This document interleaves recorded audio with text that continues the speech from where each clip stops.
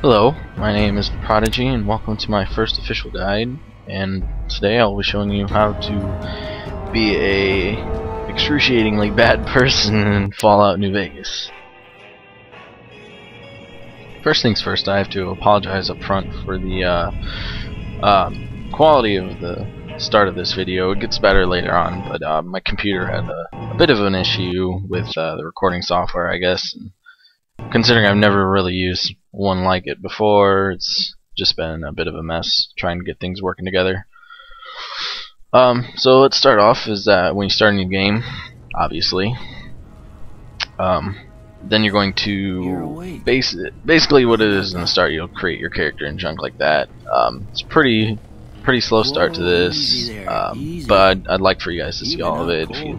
Because some people enjoy seeing this whole procedure and junk like that. How about your name? This guy's Doc Martin. He's basically the guy that heals you up, and he's the main doctor in the first village you're at. So you might come see him every now and then. I don't need to. I'm not going to bother creating a new name, so I'm just going to skip that.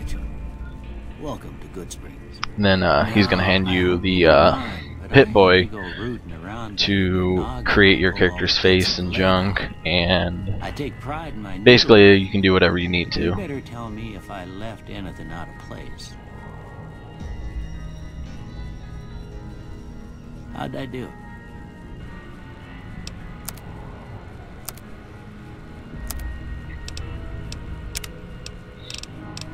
I like joking around, so this isn't gonna be serious, guys. So I'm gonna give the guy a bunch of weird stuff. Like I'm gonna give him some mutton chops and make him look like an old British pub fighter, maybe. Hello, governor. How can I help you today?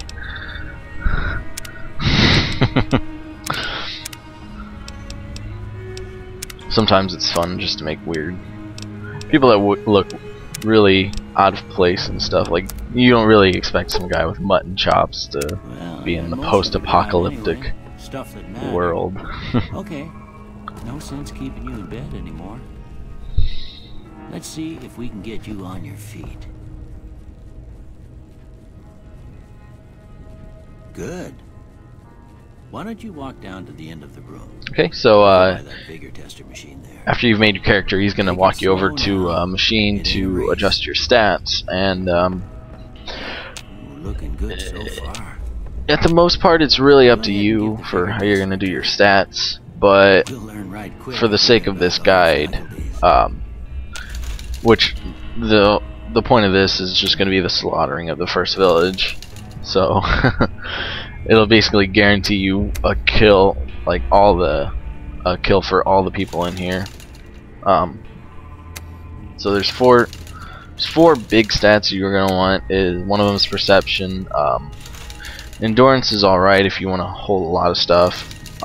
It's not too terribly important though. Agility is gonna be really important for sneaking around and stuff, because you don't really want to be caught by the people too much. Intelligence is all not as manageable, but I mean you can have some if you like. I threw it in there because it helps increase your stats. Luck is alright. Yeah, like I said, it's still entirely up to you. Strength's important for a lot of hit points or hit damage.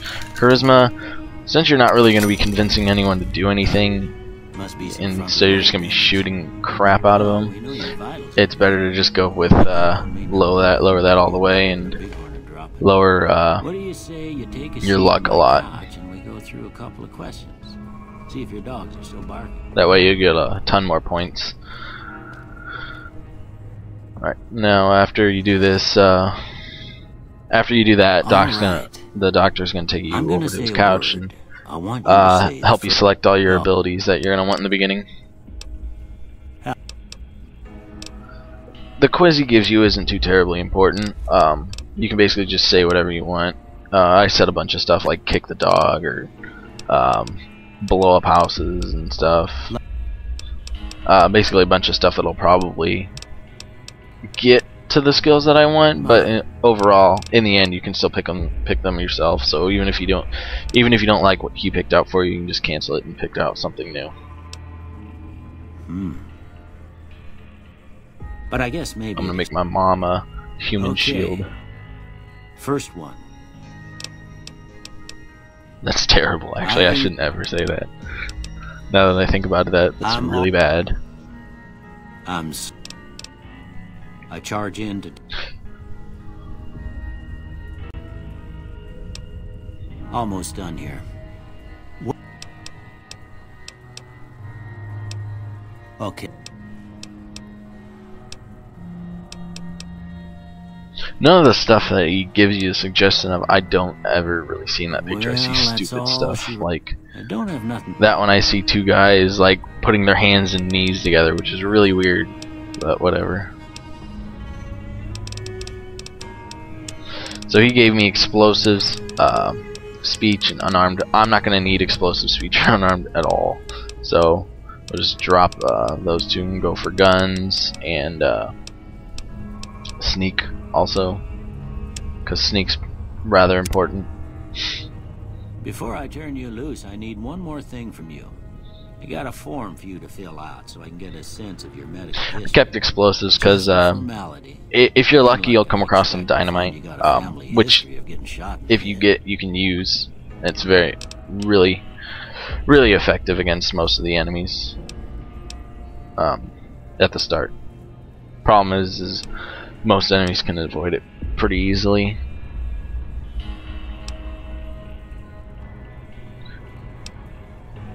So here you're going to be able to select two traits. Most of them are pretty Come with me, I'll see you. You get this, but you lose that. If you go with small frame, you get more agility, but you lose or you gain one agility, but your limbs break easier. And I also went with Kamikaze, which gives you more action points. So after you're done with all that, you can go into Doc Cell's house and raid all his stuff. Take all his medicine, stim packs. He has a laser pistol, and he also has a let's see, he has a laser pistol. He has a couple melee weapons. He has a book to increase your these are yours.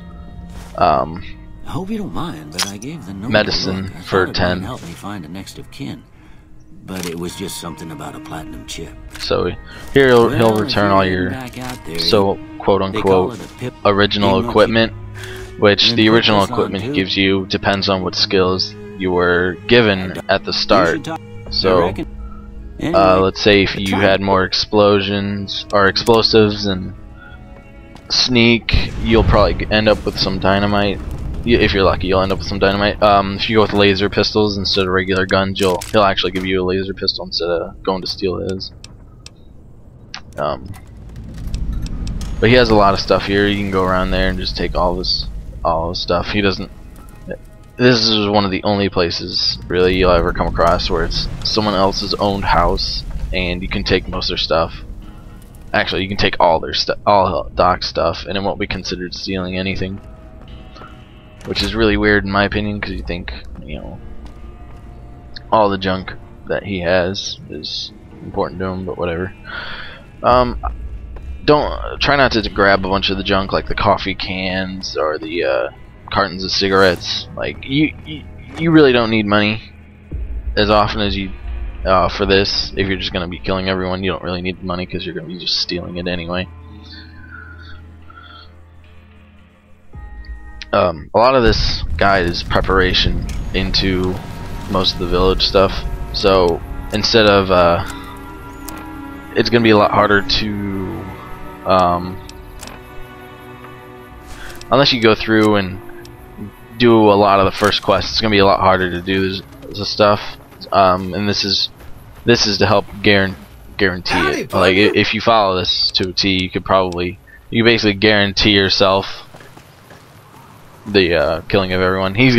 Victor right here is the guy that dug you up after you were shot in the face. If you've ever seen the beginning, and he's weird. He's kind of weird. He's a robot, and he's really creepy, and he's in the sense that he kind of like follows you around sometimes.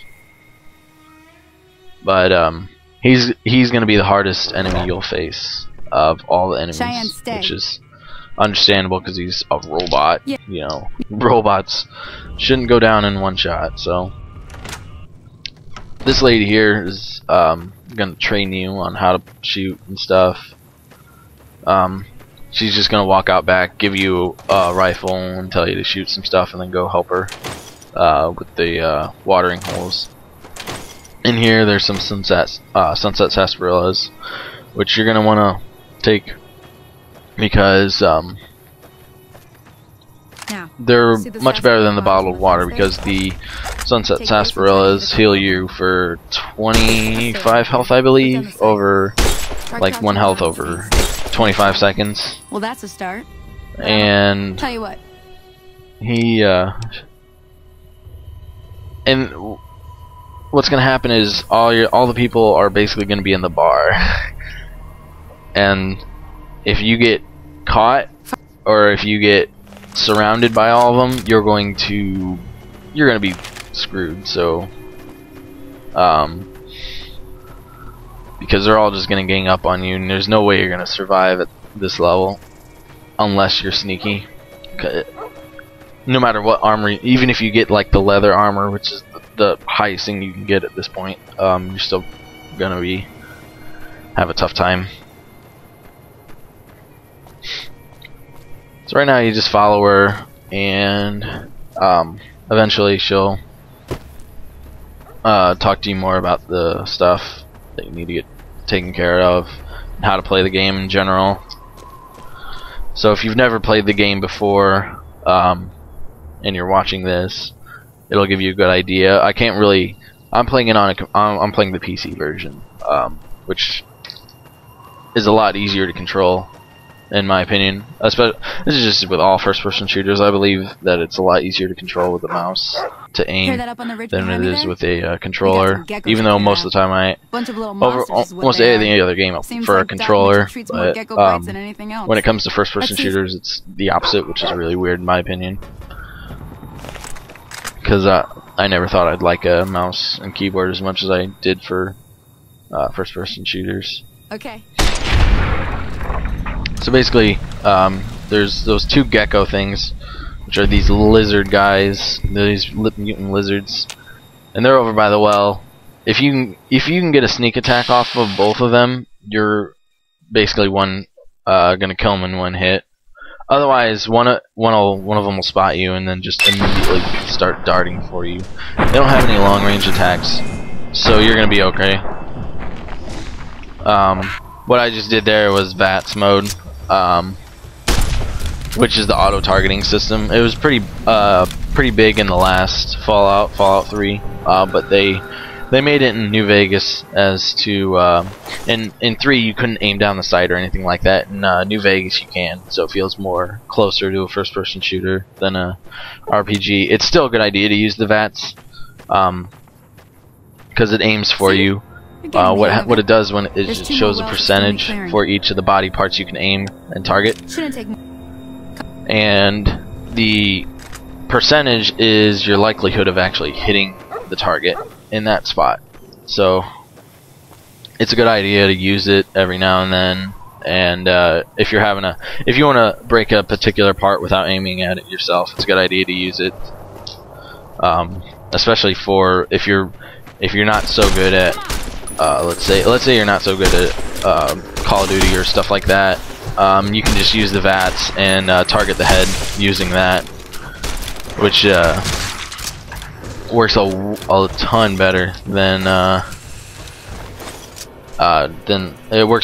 than just trying to do it yourself. After you kill the geckos, you can go up to them, inspect them, and they'll usually drop either their hides or some meat, which the meat you don't really need, but the hides sell for a good amount, so you'll want to take those. Right here, once you get to this part, there's this lady right here, and I apologize, my computer is kind of crapping out at this point, but